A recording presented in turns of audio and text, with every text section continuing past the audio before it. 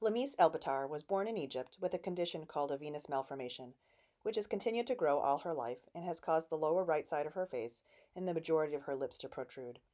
Lamise had learned to live with what she calls her facial difference, and her family had given up hope to treat it until Lamise arrived several years ago to the University of Akron for what would be the first of two master's degrees. A team of faculty and community members formed Team Lamise and began efforts to raise money and community awareness about Lamise. She has been featured in several stories in the Beacon Journal, and the community has rallied around her with several fundraisers and people calling her inspirational. Lamise has had several treatments in Boston, and the Beacon Journal caught up with Lamise recently as she is now about to graduate and to talk about her future plans. Hi, Lamise. So we just wanted to do a quick update, and you have a lot of things going on, and our readers have always been interested in hearing about you. And so the last time I wrote about you was in December, and it was before you were going to do your fourth treatment.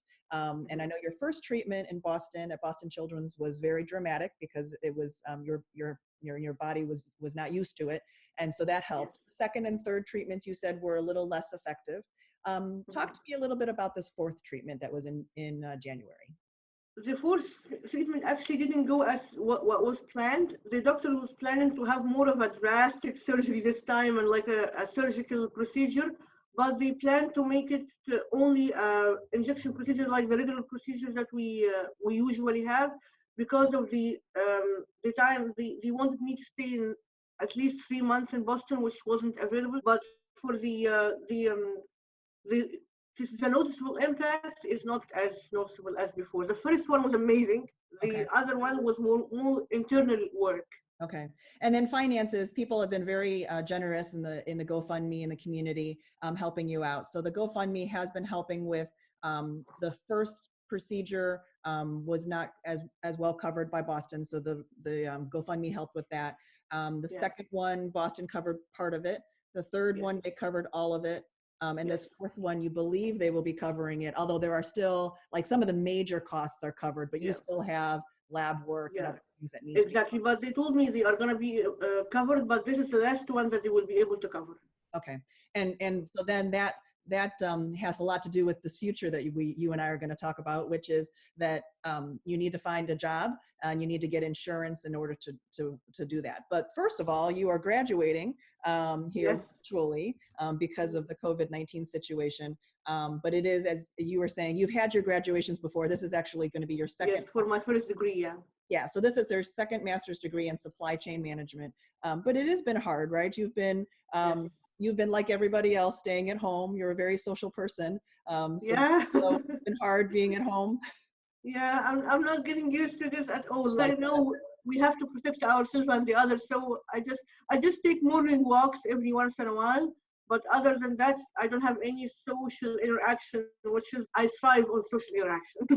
Right. So talk to me a little bit about FedEx. So FedEx, you just finished about a year's internship at FedEx.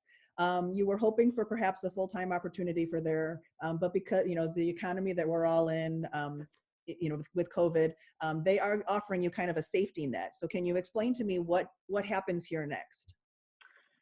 It was highly expected actually to get a job offer from FedEx, but unfortunately with everything that's happening now, they didn't have any opportunities that would be relevant to my degree. She offered me 3 months internship extension.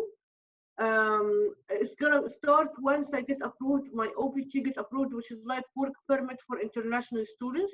Once it gets approved, I'm gonna be able to work with them for only 3 months period as an extension for my internship. This is the offer that they offered me. They can't offer me more than that, unfortunately. But she told me you can still apply for other jobs in FedEx, other companies, and also in other companies, like whether FedEx companies or other companies. Okay, and then you and I talked a little bit about this work permit, but it's going to take 3 months at least, and possibly more. From 2 to 3 months, yeah. Okay. It might take longer because of COVID-19, as you know. While you're applying for this work permit, you cannot work, right? You can, but you can volunteer. So now you're going from having classes, having an internship, having a social life, to no classes, exactly. and internship until you can get the permit, and no social life. So exactly, you're very right. I applied for a couple of seminars. I'm trying to use my time as much as I can. Sure. And then you were thinking about, during this 3 months that you kind of have to wait, thinking about going home, but then you decided that there was kind of too many possibilities of perhaps not being able to return. Unfortunately, yes. My plan was when I found out that I'm not going to be able to work and it's going to take at least 2 to 3 months to get approved for my OPT. So I thought, what is the point of staying here? And my procedure was canceled. It was planned for June. So it was canceled. So I literally have nothing to stay for, and my lease is going to end by June. So I thought, why not to go back home for a while to visit my family, especially this month in our place it's called Ramadan. I don't know you know about it or not. So Yeah. it's more of a social, spiritual month to stay with to Yeah. spend with family. So I wanted to spend it with my family, but I knew that unfortunately that there is no actually legal regulation telling you that you can't, or federal regulation telling you that you can't leave the country. But because of the COVID-19 restrictions and international travel restrictions, I thought I might not be able to come back if I stayed in my country. In the meantime, you're actively going to apply for jobs in Akron as well as in Boston. Yes, definitely, because most people around me in Team Lamise, or also my brother and my friends, recommending me to apply maybe for a job in Boston, because the doctors, if for the next procedures, they want me to stay in Boston at least for 3 months. And as you know, no employer will allow that to stay for 3 months out of the job or work remotely or something like that. I'm still looking for an Akron as well, because all my friends and the people that I love in Akron, I don't Right. want to be staying alone in Boston, but I'm I'm I'm trying to check all the options. Right now, the fifth surgery, which would also include Yes, some surgery on your lips, is yes, really indefinitely postponed because you need to find a job and you need to find exactly. insurance. I'm hopeful maybe closer to October they will be able to give me a date. So plan B, if the work visa doesn't get approved, or if you don't find a full-time job. Plan B is gonna be my only plan actually if I didn't get approved from OPT is going back home, staying back home, because I'm not going to be able to come here to stay here any longer, and apply for a tourist visa like the one that my brother applied for to come to be with me in the procedure. And the tourist visa allow you to stay in the country from 3 to 6 months, not more than that.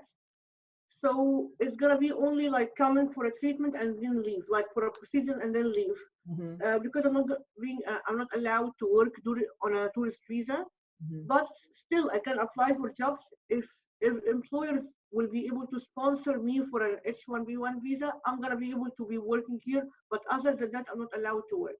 And the treatment will be covered by GoFundMe, which is gonna be only be able to cover maybe 1 to 2 procedures, because I'm not gonna be having insurance because I'm not a resident anymore. Procedures. That's it. And those would probably, do you think that could even cover the surgery, or it would be more of the smaller, the I think the surgery will be very expensive. right. Okay. Well, that brings us to, a lot of people in the community have just been really so touched by your story, reading it in the paper, and you've had several fundraisers, the GoFundMe. How do you feel to have people so touched by your story that they want to help you out? This is actually like it made me feel so grateful, and it changed my mind, because at the beginning before the article was published in Akron Beacon Journal, I was looking at people like negative, like people when they are looking at me, I see it negatively. I see that they are staring. I see that the negative side of it. But after the Akron Beacon Journal, people are looking at me differently. People are interested to know me more. People are actually encouraged to come to me and talk to me. So this was like a therapy for me. It helped me to be more open about my condition. I was always open, but I wasn't as open as this. Like I didn't share details with anyone before. But after the article was published, I was able to be open about my story, and also people were so supportive of me. Like I didn't see this much love before, and this much support before. And as we talked about in other articles or other essays and reviews, I didn't expect. Till this moment, I really don't see why they are really supportive of me to that extent, because I don't do much to them. Mhm. Of course I love them. Of course I'm so grateful, but the feeling that I have from them is it's beyond my imagination, and I'm so grateful for that. And I'll be always, always, always grateful for what they are doing for me. Mm-hmm. Even if I left the country, I will be always grateful for them. No, nice. Well, a lot of people are rooting for you and wish you luck. So, and Yes. then we'll keep up with what's going on for you in the next couple months too.